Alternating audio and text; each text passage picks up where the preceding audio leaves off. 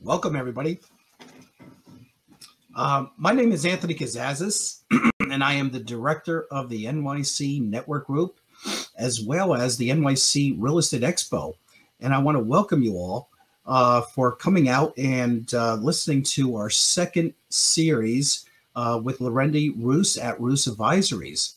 Lorendi Roos is the founder and CEO of Roos Advisors. Since 2003, she has served as a strategic business advisor to over 200 management teams ranging from startups to publicly traded companies. She is skilled in every aspect of business development, sales administration, finance, and operations. During her executive career, she has advised more than 100 asset purchases, mergers, and company acquisitions. Her partner, Bruce Boucher, is the president of Roos Advisors. He is also the director of the Masters of Human Resources Executive Program for Utah State University. He was the chief human resource officer for Extra Space Storage, a self-storage REIT. During his 14 plus years, he has helped the company's transition from 150 employees to 38 properties to a publicly traded company with over 3,000 employees and 1,100 properties. He is also a SHRM certified professional. Their company is dedicated to assisting business owners and C-suite executives to build agile teams that are more productive, more profitable, and truly satisfied in their lives and careers. As a DISC certified specialist, they facilitate seminars and training around management, leadership, sales, marketing, operations, human resources, including recruitment, education, and retention. Ladies and gentlemen, without further ado, I'd like to welcome you to Lorendi Roos. And again, please be aware that this is a 4-week series. Lorendi will be talking this first week now regarding defining moments for her team and for your team.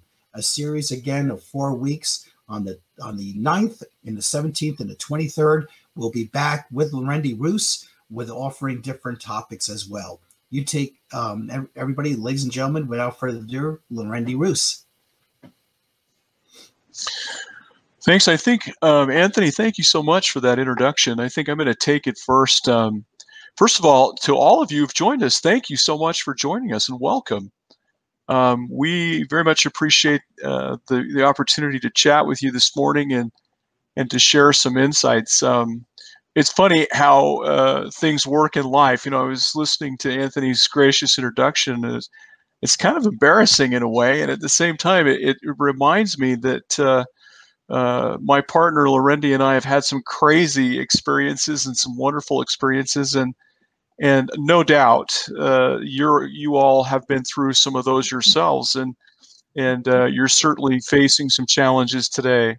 So we wanted to take you through this morning a discussion, really, and the way we want to handle this is rather than us just talking to you for the time that we have remaining, we want to talk with you specifically.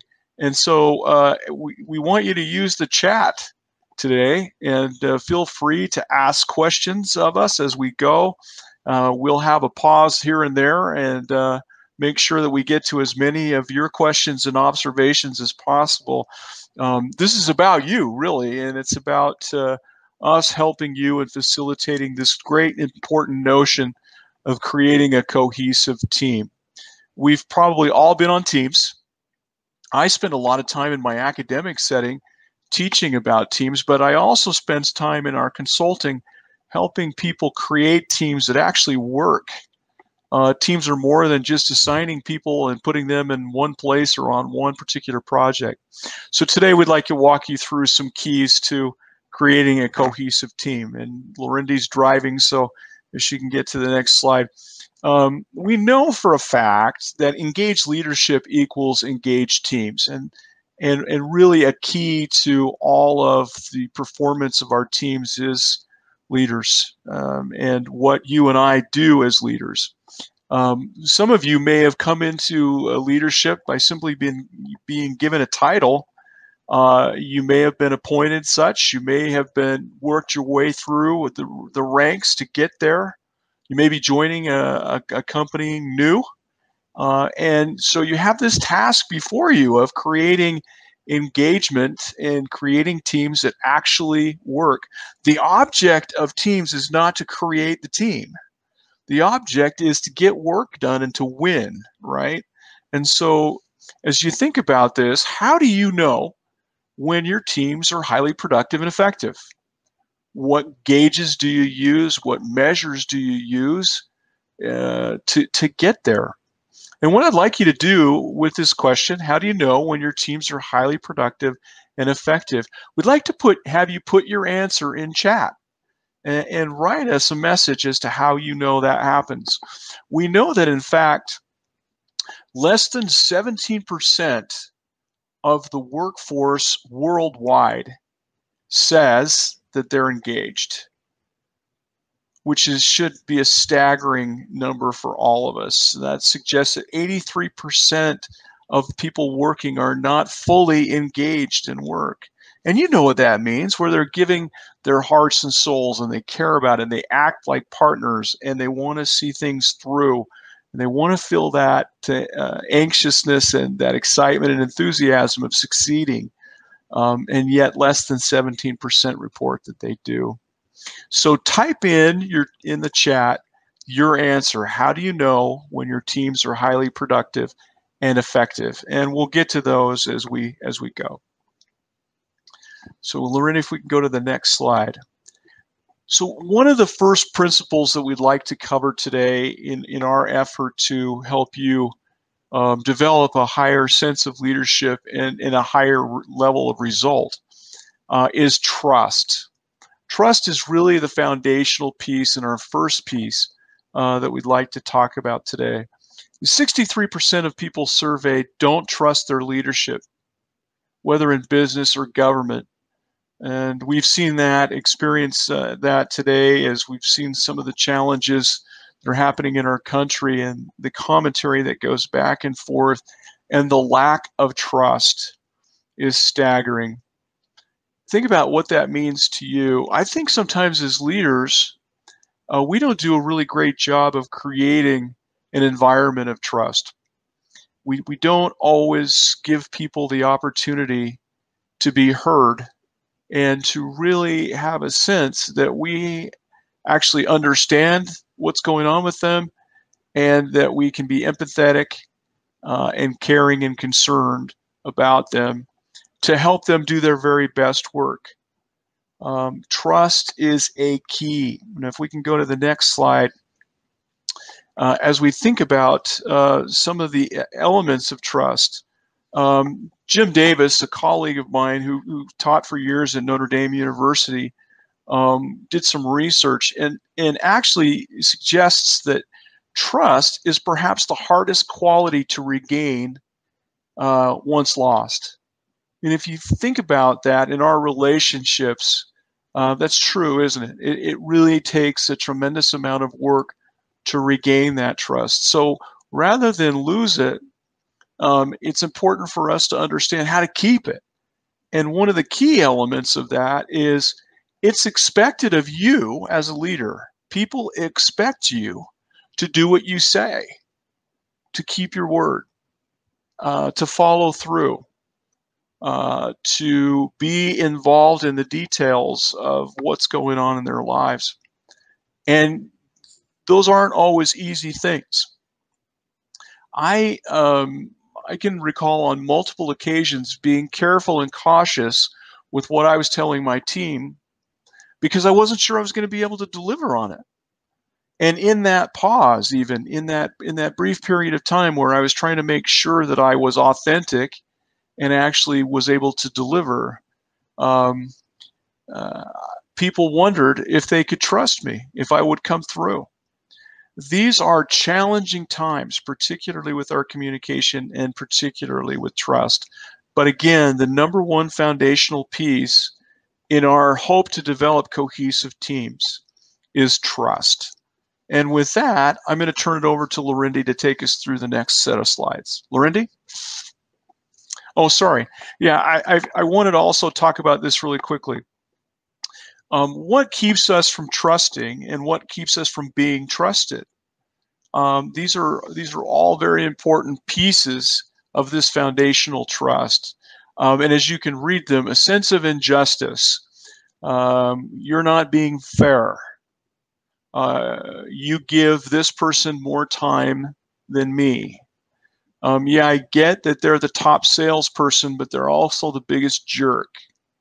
There's a lack of hope, a lack of confidence. Will you do what you say? Will we get there?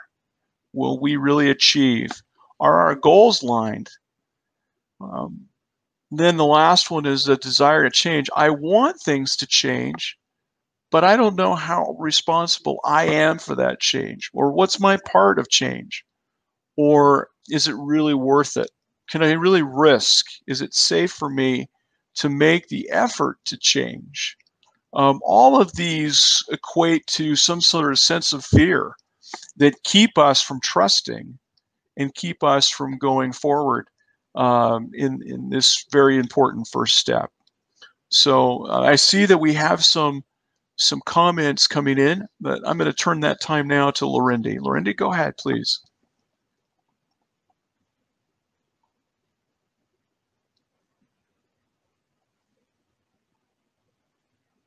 You can go ahead. Yeah. So Bruce, thank you so much.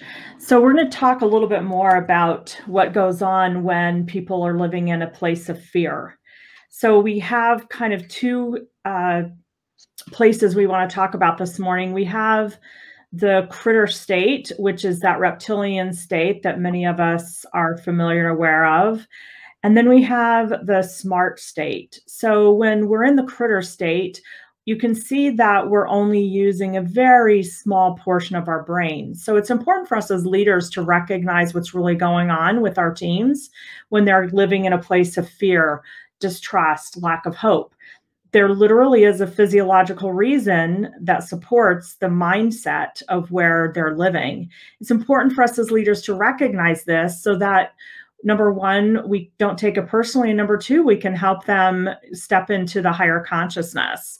So when we can bring compassion, when we can bring understanding, and we can recognize that whatever fear someone may be currently experiencing really truly is a temporary state, and we offer an encouragement, open place for them to explore what's going on, what we literally do is open up the ability and capacity for that person to expand and use multiple parts of their brain, the limbic system, that helps them activate centers that help them get into a more creative, higher state of consciousness. So when we go here, we talk about that, in fact, conflict can be productive. And so my question for you is there a place for conflict in the workplace? How do you handle tense situations when you are working with teams? And the second principle for us in building a cohesive team is to have a place, a safe place, an opportunity where productive conflict is not only allowed, but it's encouraged. And people are able to bring their fears, their concerns, their worries, and bring their ideas to the table. So put the answer in chat if you have it. You know, do you have a safe place? Do you have a forum? Do you have a place where people can express their fears, their worries, their concerns, where you can actually nurture and help them in this productive conflict state? So 53% of people surveyed do not listen to people or organizations with whom they often disagree. This is really an astounding number. So when surveys were conducted, and Forbes was also part of this survey, they found that people who feel unheard or people that they have a difference of opinion with often don't listen actively. So imagine this going on in the workplace. So this is where getting consensus and getting understanding of where each other's coming from is so mission critical. And as leaders, it's our responsibility. It's our responsibility to make sure that people have a place to voice their beliefs and their concerns. In addition, people are 4 times more likely to ignore data that doesn't support their beliefs. So we also know this as negativity bias, that whatever belief I have, I kind of have my belief, and then I go out and I gather the information that's going to support my belief. So when we're trying to get people to change their minds from a place of data and logic, it's not really going to work out so well for us. So then what are we to do? What's the solution? So with Roost Advisors, we again use a very participatory model where all the key stakeholders and all of the members of the organization are allowed to openly communicate, including engaging in this productive conflict. So again, we have the opportunity to use all of the areas and to be in a smart state and come from a place of compassion, a place of higher consciousness. So again, when we come from a place of mutual understanding, we're able to explore all of the options, both physiologically and also from an organizational perspective. One of our favorite tools that helps us do this is DISC Agile EQ. So Anthony talked about that we're actually DISC certified strategic partners. And we love DISC because it's an easily understood methodology where I'm able to become more self-aware. And when I'm more self-aware of where my go-tos are, my tendencies and my preferences, and then I'm aware of what others' preferences and tendencies are, then we can begin to do what we call meeting somewhere in the middle and being able to flex. So imagine that I'm very outgoing and that relationships are highly important to me and that I get a lot of energy and fulfillment from engagement. And then I have someone on the other side of the spectrum who's more resolute, standing their ground, speaking up about problems and pushing through resistance. And I'm asked to be in a situation where maybe we have a disagreement or a difference of opinion. If we both take our polar opposite positions, it's going to be kind of difficult for us to come to a place of consensus. And if we're both leaders, where's that going to leave our team? So we use this tool to do self-assessment as well as understanding where others are coming from. This tool of understanding and assessment coupled with real life solutions and paired with real life problems in the workplace, really it helps teams go to what we call the next level. So I'm going to turn it back to Bruce, and we're talking about the third principle of our work and the third principle of building a cohesive team, which is commitment. Yeah, thanks, Lorindy. I noted that there were some people who used the chat in our first question about, how do we know when our teams are engaged and they're really functioning well? And a couple of pieces of feedback. They're coming up with many of their ideas and solutions. Another one was positive feedback from our clients and the community that we serve. That's an excellent one. There's open communication, flexible troubleshooting, and transparency within the team. Well, I love those. Those are all really good signs that we're doing good things. So now, as we've talked about those first two principles, and again, please use chat on the questions that Lorindy just asked you. We'd love to hear your feedback on this. Principle number 3 is commitment, and commitment to meaningful and personal goals are often keys to leadership that yields results and that creates an environment of positivity. Commitment to team goals is also a part of that formula. So not only am I committed to my own personal agenda, if you will, but my personal agenda or my personal goals actually fit in to team goals. This increases the likelihood of success in our ability to help people pivot away from being afraid. But I think it's important to note that these two goals are kind of like the scales of justice, right? We try to get those as much as in balance as is possible.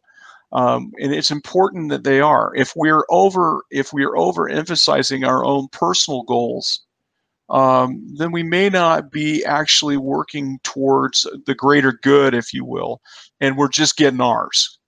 And if we kind of forget about individual goals when all we care about is team goals, then we have a tendency to be actually telling people what their goals are as opposed to having them come up with their own.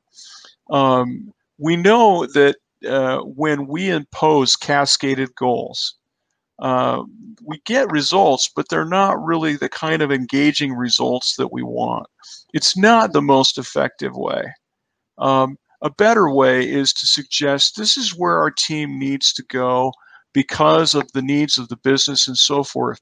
Now, how do we get there? And what kind of goals can we develop on a personal and on a team basis to actually arrive? Those are all important questions. There's 5 steps to getting this commitment from our employees and from our team. And obviously, we need this commitment. And in that commitment, then we begin to build engagement. The first one is to discover and then develop common objectives. That is, what are they? Frequently, employees say, as we go in and chat with them, it's not infrequent to hear an employee say, I know what I'm doing with my particular task. I do this thing. How it rolls up to a greater good, I couldn't tell you.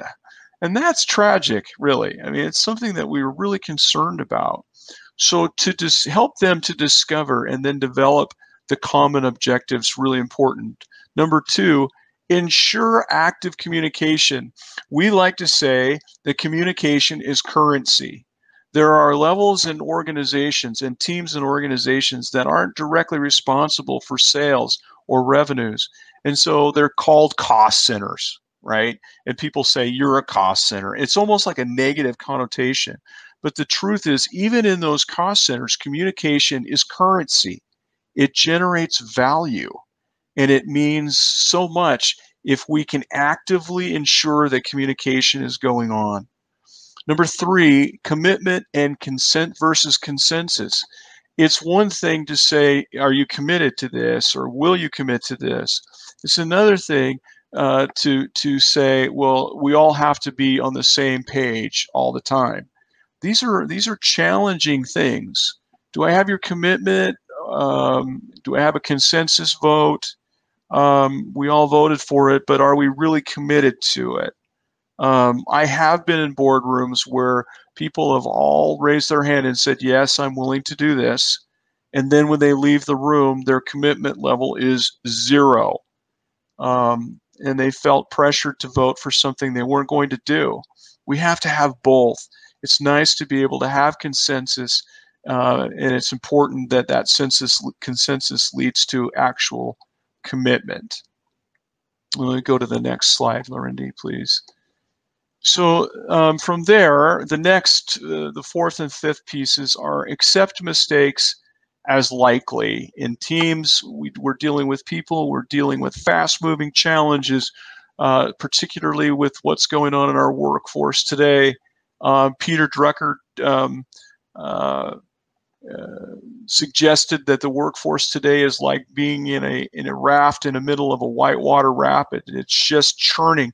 Things are changing so rapidly. So we're going to make mistakes. We're going to make assumptions, and we're going to make decisions that are wrong. And I love the idea, and it personally resonates with me, to just fix it fast, to just try to do the best you can to correct the mistake and move on. And then the last thing is set achievable goals with hard deadlines. And I think a key here is to help our people set their goals, not just reflect what we want from them, but rather get them to make a commitment and to set goals that are meaningful to them so that their goal gets in here in their heart and they're really desirous to achieve them. So this piece of commitment, this idea that commitment is key to leadership, is really an important characteristic in getting our teams moving and getting them achieving. So, Lorindy, do you want to take it from there? Thank you, Bruce. So, question, on a scale of 1 to 10, how would you rate your personal ability to meet project deadlines and objectives? Go ahead and put that in the chat for us, if you would. On a scale of 1 to 10, how would you rate your personal ability to meet project deadlines and objectives? And we really do appreciate those of you who are participating in the chat. Remember, this is an interactive workshop and there's reward for participation. Stay on till the end. And we have a value-based gift of $250 that we're going to give to a participant. So we're going to move on now to the principle number 4 of accountability. And really, accountability always starts with leadership. And I believe all of us have been in organizations where it's the top-down truth of I expect, therefore you need to do, really doesn't move the needle, in addition to the fact that it leaves people, again, going back to this fear state. So what we really do know is that when we honor people's personal goals and they're tied to a bigger purpose, then we're able to really begin to move the needle. So if that's what I expect from my team members, is that purpose-driven way of being, I also need to have that for myself. So I need to have a purpose. I need to know why I get up every day to do what I do. And when that purpose is well-defined, and it could be anything from I want to spend more time with my family, to I want a second vacation home, to I want to do something really meaningful in the world, to I want to take more vacations, to I want to spend more time in a volunteerism, or I want to give more money to charity. Lots of different purposes, lots of different reasons for why we do the work. I always say it doesn't matter. Once we figure out what our purpose is, and I heard the speaker who spoke last week, Ricky Mendez, talk about this, that it really then doesn't matter whether we're a butcher, baker, candlestick maker, because whatever my purpose for being in the world, I'm going to sow into the channel and the tool by which I execute from a different place. So we have the opportunity as leaders to help mentor our teams to really tie in and sew into that. And there's been many times in my life, both as an executive in corporate and also as a business advisor, where we realized that from a purpose perspective, what someone was doing was not aligned. So it simply wasn't going to work long term. And then when we had an opportunity to sit down with those individuals and show them that we really believe in you, and we're here for you. And even if that means that we're going to part ways for the time being, we can come from a very different place. The person's respect, their purpose is maintained intact, and also so as well as the teams. So it starts with leadership. It starts with us knowing what our purpose is. Why do I get up every day to do the work that I do? Whether, again, I'm a butcher, baker, candlestick maker, whether I'm sweeping the floor or whether I'm in the boardroom, it all starts with me. It's also not a one-time thing. It is an ongoing process and an ongoing commitment to who I am and how I show up in the world. So I just ask you, what is your purpose? What do you want more of in your life? What do you want less of? Share that in the chat. We'd love to hear from you. What is your purpose? What's your bigger purpose? And are you fortunate enough to have been able to find a way to channel that through your work? Help your team see the power of personal accountability. And so again, going back to what we talked about before, it's not just accountability to a task, it's an accountability to themselves. Are you engaged in work that is driving your purpose forward? Because when you figure out what your purpose is, like I said, it doesn't matter whether you're sweeping the floor or sitting in a boardroom. You're going to give honor and you're going to give passion to both activities, because you know that at the end of the day, sweeping the floor is every bit as important as maybe being in the boardroom. all that to say that not every CEO needs to sweep the floor. Of course, everyone's important, and there are certain people who can fulfill a role better than others. But at the same time, recognizing that we're all important, every member of our team is important, and each of them serve in different positions and in different roles, depending on who's most capable of the assignment at the given time. So one of the most powerful things we can do to help people believe, achieve, and succeed is, number one, help them to believe in themselves. Help them to believe in their gifts, the products and services that they offer to the world, that you've given them a fertile farm to sow into, and then help them to believe in the system that will assist them as they move into success. So again, believing in themselves, belief in their gifts, products, and services, and then belief in a system that will assist them to succeed. And a question for us as leaders is, do we have that kind of self-belief ourselves?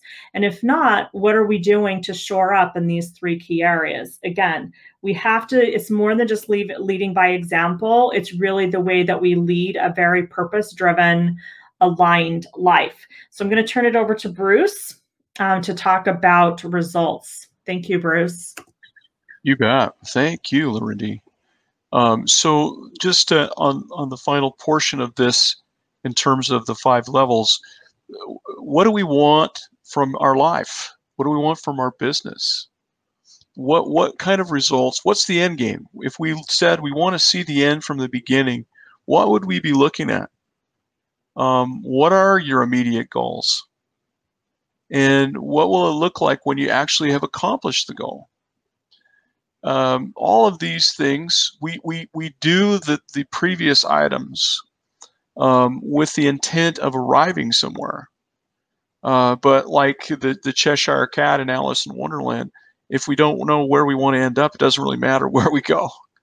And so it's really important, I think, for us to have a sense of what we really truly want, and to be able to create that picture for our team. And to help understand what it is that they want. I love what Lorindy said about aligning, in that it's really, I think, a piece of leadership to help our people understand, our friends, our teammates, our family members, whoever it might be on our teams, what our goals are and what we hope to achieve at the end of the day. And so these are questions that we would love for you to think about and to be able to answer, and maybe you want to write them down or put them in the chat. And then, of course, we know that a goal that's not written down or that isn't followed up on will be difficult to achieve. And so, are we going to do monthly check-ins? Are we going to do quarterly check-ins? And those check-ins aren't to be, what we would say in my previous life, where you get pounded on. It's more an honest return to report as to how we're doing, and what kinds of obstacles are we facing. What are our successes? What are the things that are going well, in terms of things that are aligning with our passions to get the results that we desire. So let's see. Should we go to the next slide?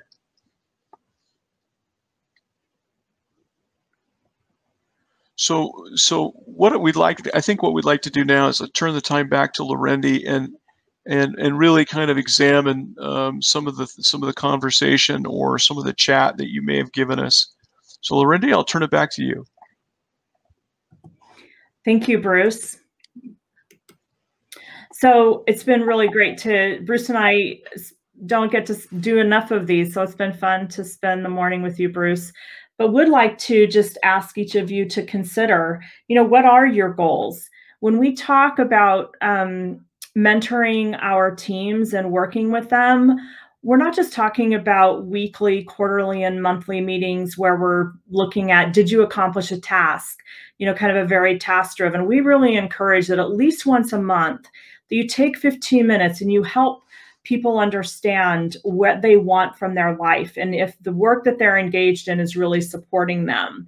So if you join us next week, we're going to be talking about actually some forms that we have and some coaching forms that we use. So we hope you'll join us.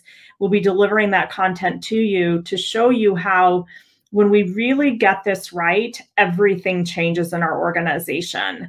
And I really believe in this because I was very fortunate myself to work with someone who I didn't have all their credentials, but he believed in me and he believed in my purpose and he believed in my tenacity and my willingness to continue to show up.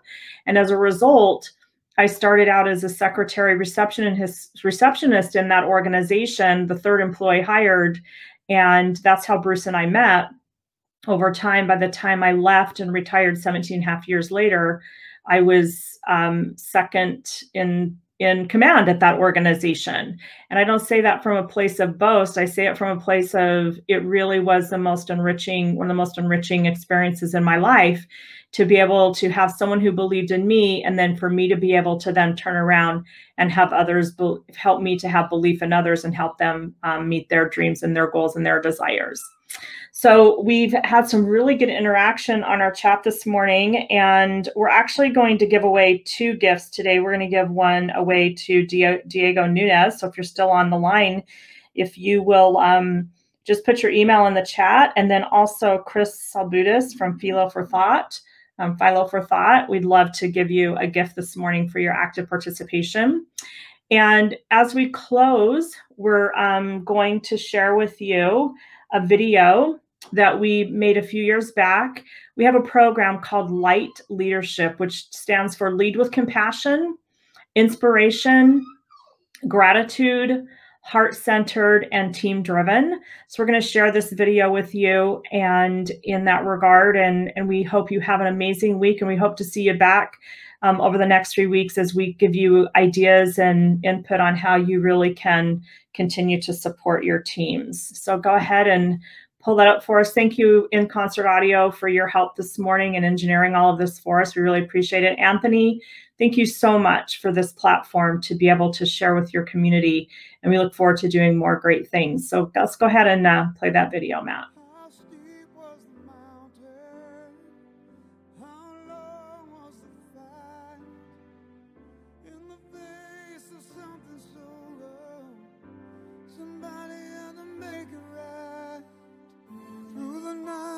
Darkest hours, the promise and the faith you kept brought the fury and the danger to your heart. When I think about the word leadership, I think about a person that is gathering a group of people and leading toward a common goal, or keeping a group of people focused on a common goal. What kind of dream does a lifetime take? The courage in your eyes, the wisdom in your smile, the strength within your heart to walk the endless mile. I find it really fascinating that our bodies and our minds and our spirits, everything about us can keep going even if we don't think we can. Lead with compassion. Innovate and inspire. Lead from a place of gratitude. Heart-centered. Team-driven. And the light you've always shown. More than the world, more than this world, more than the world has ever known.